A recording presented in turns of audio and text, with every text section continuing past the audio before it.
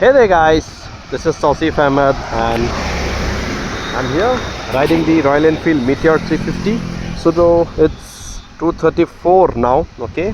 It's 29th of July 2025. So yalla Royal Enfield Meteor, 30 kilometers. So I'll be riding it for 30 to 35 kilometers and I'm gonna share my feedback regarding this. So నేను ఇవాళ ఒక కొత్త tank cover వేయించాను అనమాట మీటియార్కి. And seat covers maybe evening దాకా ready అవుతాయి, evening రేపటి దాకా.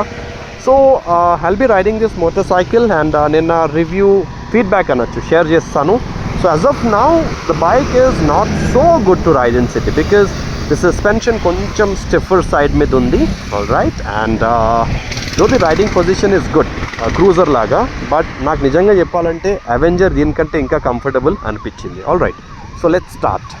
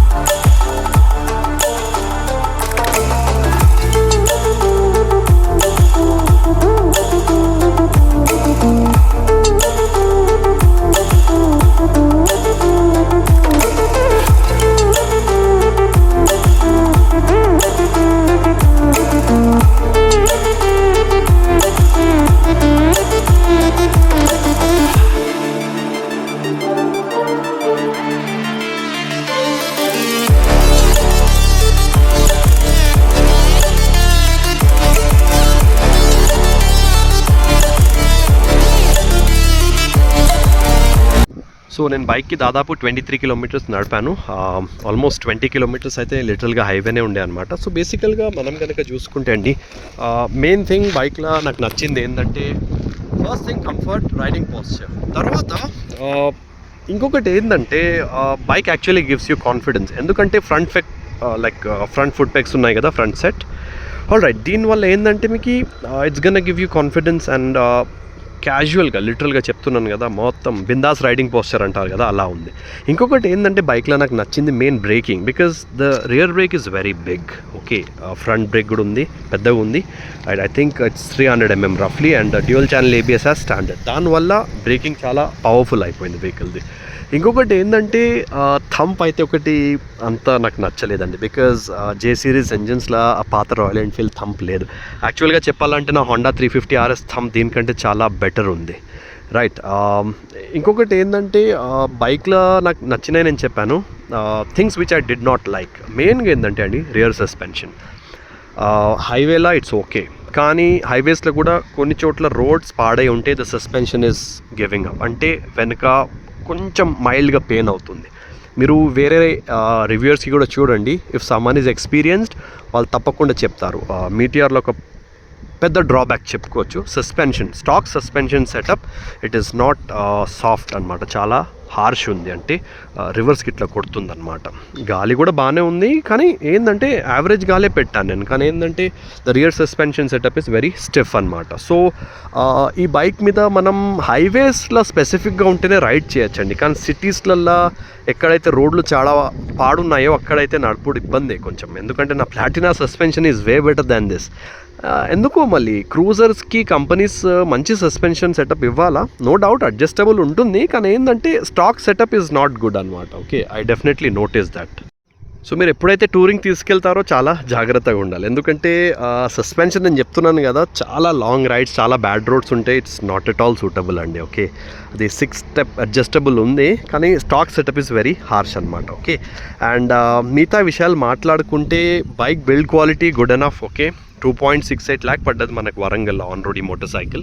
సో ప్రైసింగ్ పరంగా చూసుకుంటే it's good enough. The tail lamp actually gives you retro feel అనమాట. ప్లస్ ఏంటంటే నాకు నచ్చింది ఏంటంటే దీంట్లో మనకి హాలోజన్ బల్బ్ ఇచ్చాడు, ఎల్ఈడి హెడ్ ల్యాంప్ ఇవ్వలేదు. దిస్ ఒక రౌండ్ వస్తుంది ఇక్కడ, అది మాత్రం ఎల్ఈడి. ఓకే, సో మిగతా విషయాలు మనం కనుక చూసుకుంటే అండి, ఫోక్ గేటర్స్ లేవు, అది ఇస్తే బాగుండు. Like shock oil seal life కొంచెం పెరుగుతుందన్నమాట దీనివల్ల. వేరే విషయాలు చూసుకుంటే బైక్ ఈజ్ గుడ్ ఎనఫ్, కానీ if you are seriously into city riding don't buy the Royal Enfield Meteor, ఎందుకంటే నా హోండా 350 సస్పెన్షన్ చాలా బెటర్ ఉంది దీనికంటే.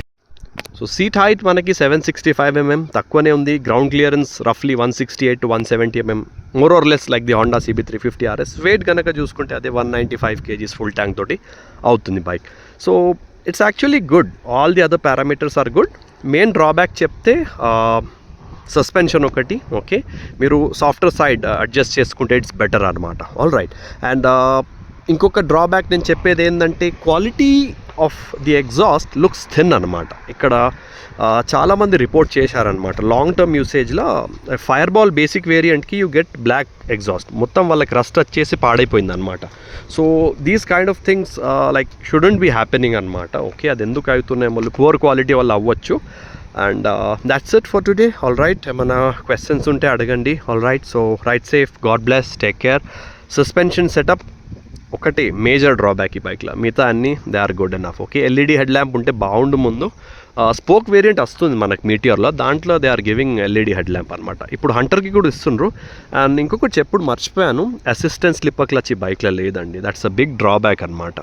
నా హోండా 350 RS క్లచ్ ఒక్క ఫింగర్ తోటి నేను ఆపరేట్ చేస్తాను, కానీ దీనికి డౌన్ షిఫ్ట్స్ వల్ల ఇబ్బంది అవుతుంది కొంచెం. ఓకే, ఇవన్నీ మీరు పక్కన పెట్టేస్తే Meteor is a good bike, but you have to consider its shortcomings, flaws అనమాట. మిగతా అన్నీ it's good enough. All right, but it can be better by adding slipper clutch and full LED head lamp and a better suspension.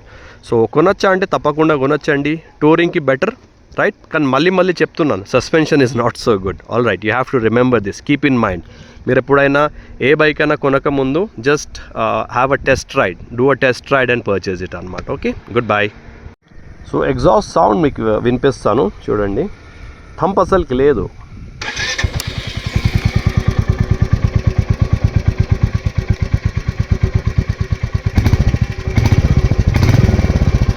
So పాత ఎన్ఫీల్డ్లలో ఉండే thumb దీంట్లో miss అవుతుంది.